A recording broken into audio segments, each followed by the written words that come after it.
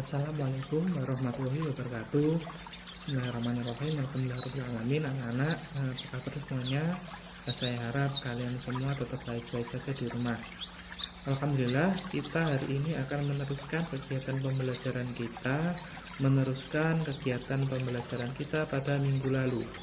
Pada minggu lalu kita sudah membahas sifat wajib Allah. Hari ini kita akan membahas sifat mustahil atau sifat muhal pada Allah dan sifat jaiz Allah. Apa itu sifat mustahil atau sifat muhal? Sifat mustahil atau sifat muhal ini artinya adalah sifat yang apabila itu dilekatkan kepada Allah itu secara akal tidak bisa diterima, maka itu tidak mungkin disematkan pada Allah. Berapa jumlah sifat mustahil? Sama seperti sifat wajib. Kalau sifat wajib kemarin jumlahnya ada 20, sifat muhal jumlahnya juga ada 20. Hal ini karena sifat muhal ini merupakan kebalikan dari sifat mustahil. Langsung saja kita akan masuk pembahasan kepada 20 sifat mustahil Allah. Sifat mustahil Allah ini di belakang saya ini sudah ada gambarnya, sudah saya tuliskan. Ada 20 sifat Allah. Sifat Allah yang mustahil ya maksudnya. Sifat mustahil Allah yang pertama adalah Adam, artinya tidak ada. Yang kedua hudus, artinya baru. Yang ketiga fana, artinya musnah. Sifat yang keempat mumasalatul khawadisi, artinya menyerupai makhluk. Terus yang kelima adalah ikhtiyaju li ghairihi, artinya membutuhkan pada yang lain. Keenam adalah ta'adud, artinya berbilang, maksudnya tidak esa. Yang ketujuh adalah ajzun, artinya lemah.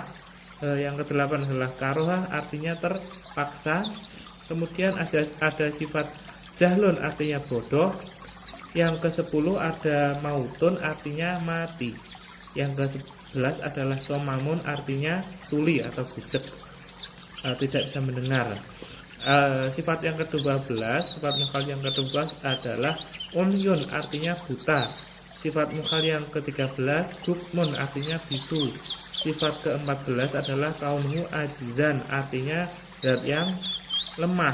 Yang ke-15 adalah kaunuhu karihan, yang artinya zat yang maha terpaksa. Yang ke-16 adalah kaunuhu jahilan, artinya zat yang maha bodoh.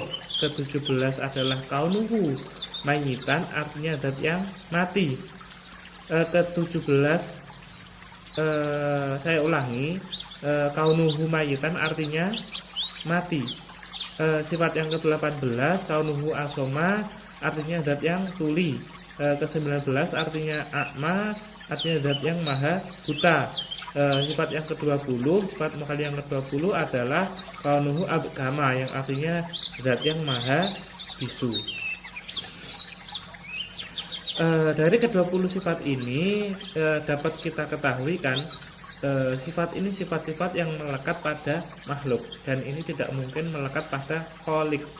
Kholik itu artinya adalah pencipta alam raya, dunia dan seisinya, alam semesta ini adalah Allah.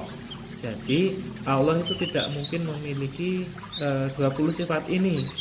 Apabila 20 sifat ini dilekatkan kepada Allah atau disifati pada zat Allah, disifatkan kepada Allah, itu tidak akan bisa diterima oleh akal. Oke, selanjutnya yang akan kita pelajari adalah sifat jaiz.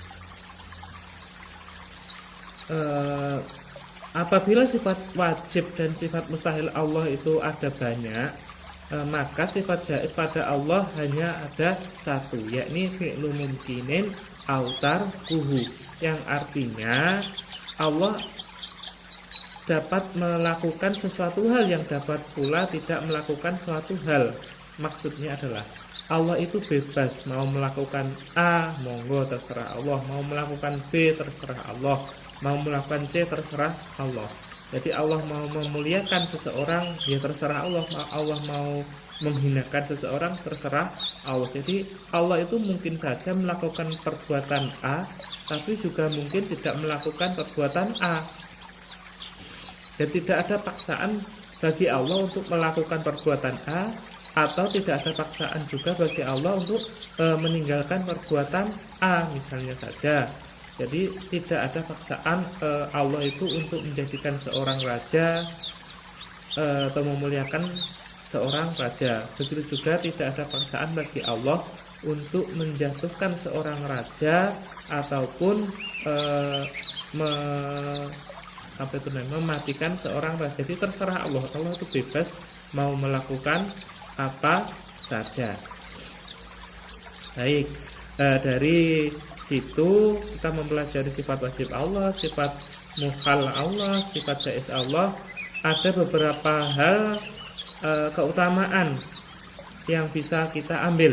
Nah, di antara beberapa hal keutamaan mengenal sifat Allah itu, yang pertama adalah semakin mengenal sifat Allah akan bisa semakin mencintai dan mengagungkan Allahnya. Ibaratnya gini, kalau kita sudah mengenal seseorang itu pasti kita akan semakin dekat, akan semakin mencintai dan bahkan mengagungkannya atau memuliakannya. Nah, begitu juga dengan mengenal Allah. Ketika kita sudah tahu nama-nama Allah yang Asmaul Husna itu, kemudian kita juga mengenal sifat-sifat Allah, kita juga akan semakin dekat, semakin mencintai Allah. Kemudian keutamaan yang kedua diantaranya adalah mempertebal keimanan.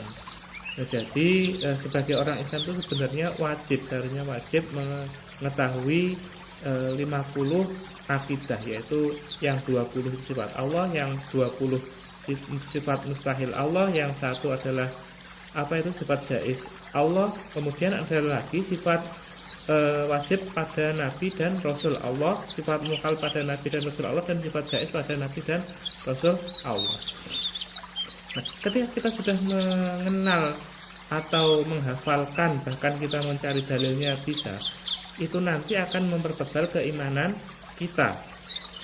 Nah, keutamaan yang selanjutnya diantaranya adalah menenangkan jiwa dan melapangkan hati. Kenapa mengenal Allah kok bisa melapangkan hati dan menenangkan jiwa?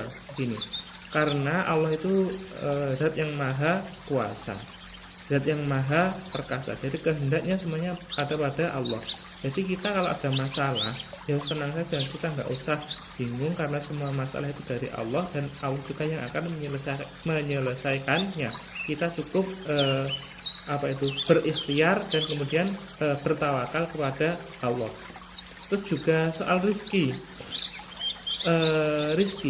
atau uang lah katakanlah. Kita tidak usah bingung kalau kita nanti bagaimana setelah lulus kuliah, setelah lulus sekolah bagaimana. Allah itu yang maha kaya. Jadi yang memberikan penghidupan kepada semua makhluknya termasuk manusia. Nah, ketika kita menyadari itu, maka ya secara otomatis hati kita atau jiwa kita akan menjadi tenang. Kita juga tidak akan mempunyai sifat serakah dan seterusnya. Oke, dilanjutkan. Keutamaan yang mengenal sifat Allah yang selanjutnya adalah menambah ketakwaan. Takwa itu artinya apa? Takwa artinya adalah melakukan atau menjalankan semua perintah Allah dan menjauhi semua larangan Allah. Itu adalah maksud dari takwa. Jadi dengan kita mengenal sifat Allah, secara otomatis nanti akan menambah ketakwaan diri kita. Mungkin itu saja yang bisa saya sampaikan hari ini. Semoga bisa menambah wawasan kita, menambah ilmu kita, dan kita mendapatkan ilmu yang barokah. Namun apabila nanti ada yang kurang paham atau kurang dimengerti, silahkan kalian tanyakan di kolom komentar pada e-learning kita. Baik, saya akhiri dari saya. Wallahul muwaffiq ila aqwamit thoriq. Wassalamualaikum warahmatullahi wabarakatuh.